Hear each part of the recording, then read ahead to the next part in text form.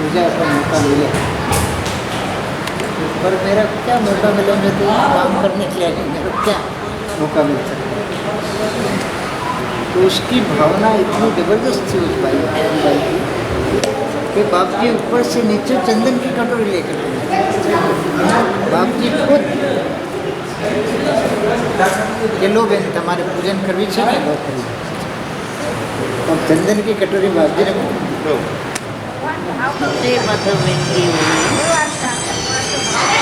तो वहाँ से तो ये मतलब मोटा भाई से जुड़े हुए थे।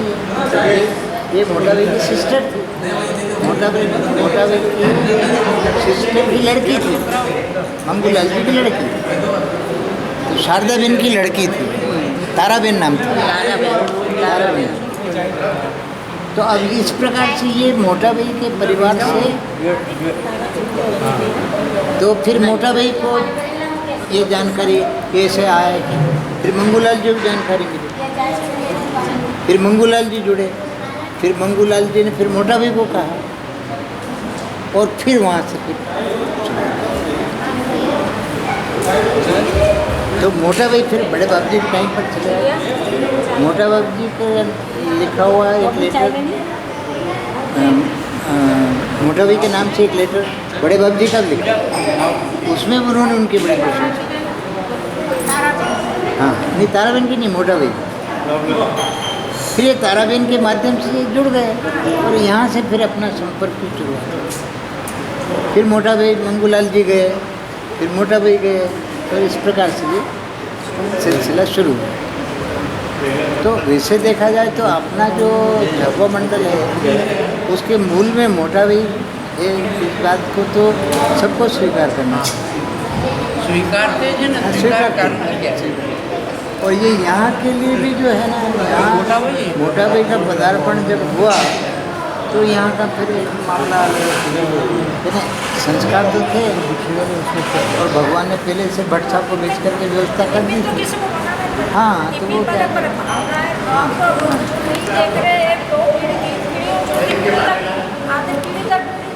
हाँ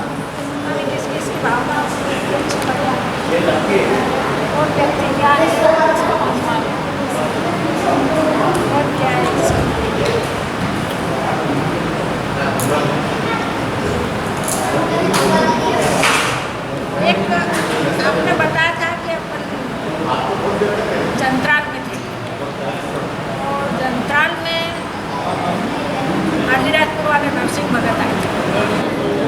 देखो डालते तो डस्टबिन में डालते बेटा।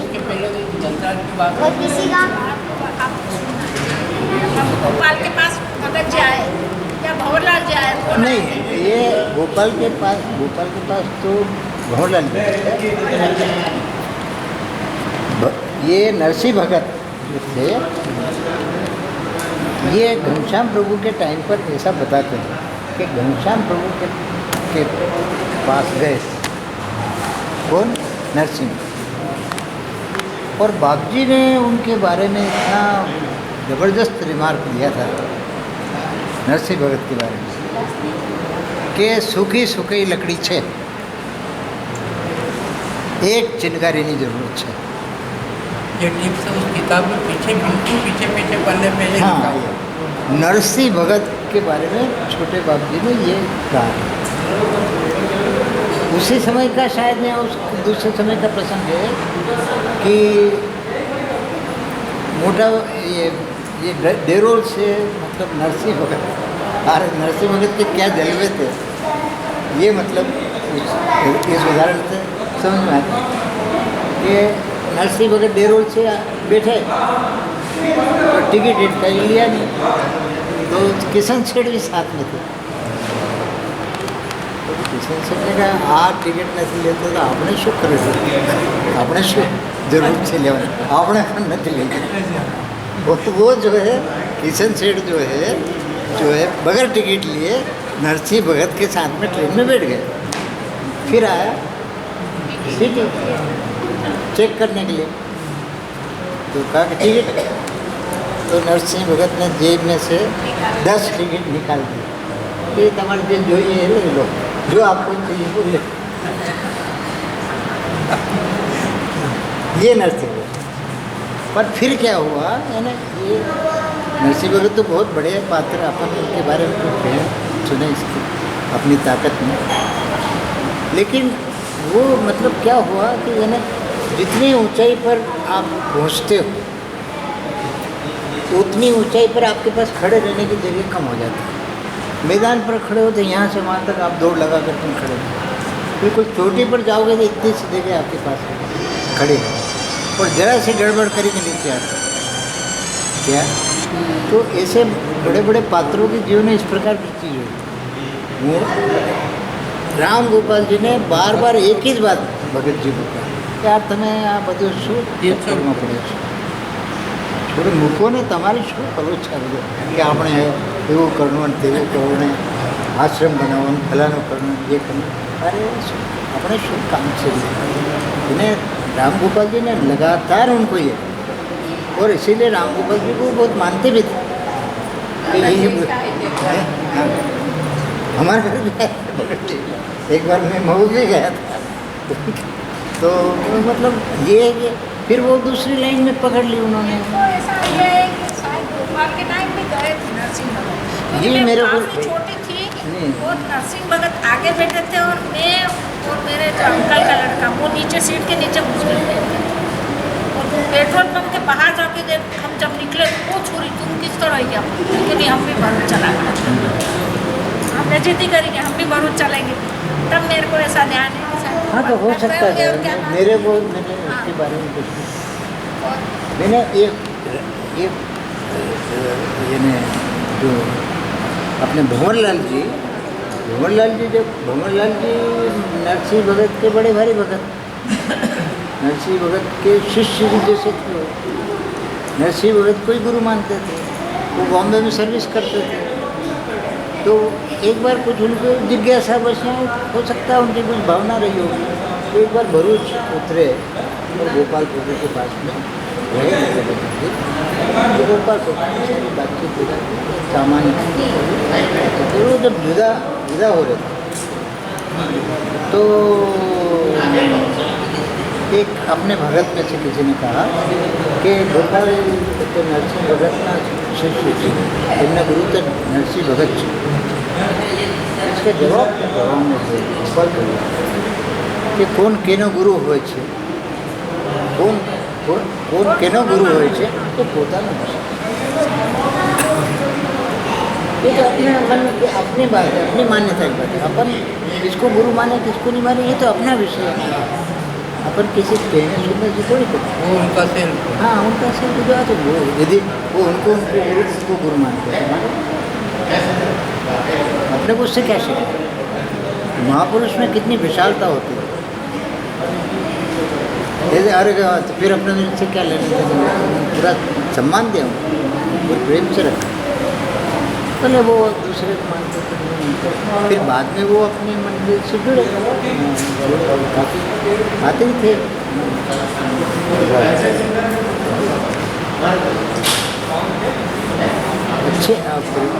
अच्छे और सबसे बड़ी बात उनकी पात्रता का सबसे बड़ा प्रमाण ये कि राम गोपाल जी के उनके प्रगाढ़ मित्र थे।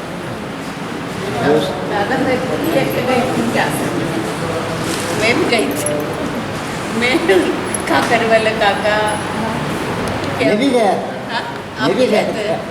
वो किसी को रोकते नहीं थे, और आज भी यही है, आप कहीं भी जाओ, दादा का कहना था कहीं भी जाओ अली ना छू उनमें अपने गुरु महाराज की श्रद्धा अपनी तो अटल है। अपन कोई गुरु अपनी ताकत नहीं जमाता है, गुरु को स्वयं होता है शिष्य पात्र देख के गुरु स्वयं प्रकाशित होता है। देखो जरूरी थोड़ी कि किसी से मंत्र लेना है, किसी से धागा बनाना, किसी का इसीलिए कहा ये गया है कि गुरु यानी ये भगवान के सामने बैठ करके ऐसा बोलना तो बहुत भूलने की बात होती, लेकिन ऐसा कहा है कि सच्चा शिष्य दुर्लभ है, सच्चा गुरु दुर्लभ नहीं। दुर्लभ तो सच्चा शिष्य है। सच्चा शिष्य होगा तो गुरु को तो आना ही है, उसका तो काम ही तो वो तो तलाश ही कर रहा है, वो तो ढूंढ ही रहा है कि मेरे लिए मेरा कोई पात्र शिष्य मिले और मैं उसको अपने ज्ञान से उसकी झोली भर दूँ। तो दुर्लभ तो शिष्य सच्चा शिष्य दुर्लभ, सच्चा गुरु दुर्लभ नहीं। सच्चा गुरु तो आता ही है, जहाँ सच्चा शिष्य होगा वहाँ गुरु आता ही है। उसका काम ही ये है, उसके जीवन का मिशन ही ये है कि मैं ढूंढूं और उनकी झोली भरूं और उनको जीवन का ज्ञान दे करके मुक्ति करूं। ये तो उनका काम ही है। तो सच्चा शिष्य दुर्लभ है, सच्चा गुरु दुर्लभ नहीं है। ऐसा भी कहा गया है।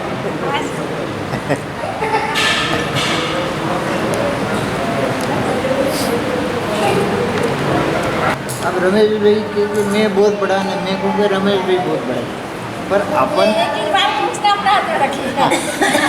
अब रमेश भी बड़ा है कि मैं बड़ा हूँ, ये तो उसको मालूम, ये तो उसको मालूम, वो तो उसको मालूम है। हम किसी को नीचे बैठे, ये बात अगर सबके पास आ जाती, ये एक हक उसने अपने पास रखा है। इस संबंध में एक प्रश्न है, मतलब माणकचंद जी सेठ तो बहुत बड़े आदमी थे। आपने सुना ही होगा माणकचंद जी सेठ के बारे में, मऊ वाले। वो कहते 18-20 बंगले थे, नगर सेठ मांगे। तो ये ना बहुत ही बड़े आदमी थे। उनके पिताजी जब बाजार में निकलते थे तो लोग जय श्री कृष्ण भारी सेठ, नगर सेठ, जय श्री कृष्ण। तो वो क्या जवाब देते थे? कही दूंगा कही दूँगा। तो मैंने थोड़ी जय श्री कृष्ण करी रे भैया, हमारी लक्ष्मी नहीं जैसी, तो कही दूंगा कि मेरा मैं के मन जैसी कृष्ण करो देखिए जो। तो वो ये कहते थे कही दूंगा। तो उन नगर सेठ के लड़के जो वो भी बड़े भारी थे। वो फिर जब जंतराल से जुड़े, मतलब ये मेरे ख्याल से जगन्नाथ सेठ के माध्यम से जुड़े। जगन्नाथ सेठ के माध्यम से पहले बंशी भाई जुड़े और फिर बंशी भाई के माध्यम से माणकचंद। हाँ, तो ये तो बड़े भारी सेठ थे। वो छोटे बड़े की वाली बात मैं बता रहा हूँ आपको। तो ये बड़े भारी आदमी बेरोल से टांगा करके और मिठाइयाँ वगैरह के टोकरे वगैरह सब उठा के टोकरे टांगा करके जाते थे। उस ज़माने में तो कोई साधन नहीं थे। तो वहाँ जब देखा वासी के पास में, तो सामान्य लोग प्रभु करके प्रभु के आसपास थे, अपने जैसे सामान्य लोग। तो सेठ साहब के मन में ऐसा हुआ कि छोटे अपने स्टैंडर्ड के लोग, ऐसा उनके मन में भाव हुआ। फिर बाप जी ने कहा कि ना भाई, અહીં કોઈ પણ छोटो मोटो माणस નથી। हाँ, અહીં કંઈ छोटो मोटो, तो બધા યુનિવર્સિટીના સ્ટુડન્ટ્સ છે। हाँ, સિલેટ બેનની પઢાઈ નથી, અહીં तो डायरेक्ट यूनिवर्सिटी। तो ऐसा मतलब ये ना, छोटा बड़ा मानने का कोई मतलब नहीं। देखो, आपको क्या मालूम कि आप छोटे हो कि बड़े हो। आप अपने आप को बहुत बड़े मान रहे हो, लेकिन हो सकता है बैठ के झूले बैठ के नीचे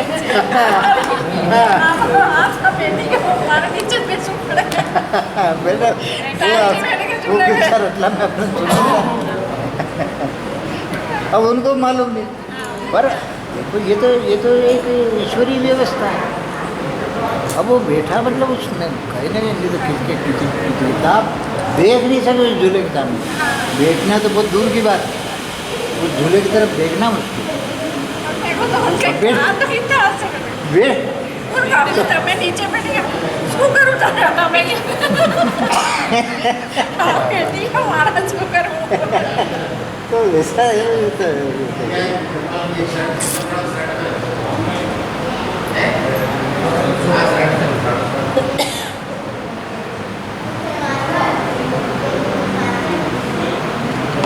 पंद्रह साल पहले गए होंगे, पता नहीं। और ज़्यादा टाइम और ज़्यादा टाइम हो गया। तो हम गए, दर्शन वर्शन किए, बैठे, बातचीत वगैरह की। तो वहाँ उनके परिवार की कोई महिला थी, बहनें थी, बहुत वयोवृद्ध थी। उन्होंने हमको बहुत आग्रह करके न कहा कि भाई તમે ભોજન કરીને તમે બધા ભોજન કરીને મૂળ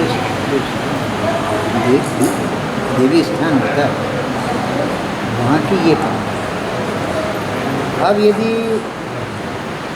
इस प्रकार का वातावरण चल रहा है तो ये मतलब ठीक तो नहीं है, लेकिन अब क्यों चल रहा है और क्यों भगवान उसको चलने दे रहा है, इसके बारे में अपने पास क्या उत्तर है, क्या जो बात कही है वो मैं आपके समक्ष रखना चाहता हूँ। इस बात को आप मेरे निवेदन है, मेरे खातिर नहीं, लेकिन हमारे प्यारे और हमारे दिलों पर राज करने वाले किरीट भाई के सम्मान में इस बात को आप ध्यान से सुनिए। उन्होंने क्या, उन्होंने कहा था कि देखो जंत्राल तो जंत्राल है, जंत्राल तो जंत्राल है, हमारा मूल धाम है, उसका कोई सानी नहीं, उसका कोई टक्कर नहीं। लेकिन तुम बेवकूफी करके बावड़ी को कुछ कम मत समझना, तुम बेवकूफी करके बावड़ी को कुछ कम मत समझना। और फालतू बकवास की, और इसलिए हमें उस आदेश का कितनी गंभीरता से पालन करना चाहिए या नहीं करना चाहिए, ये फैसला आप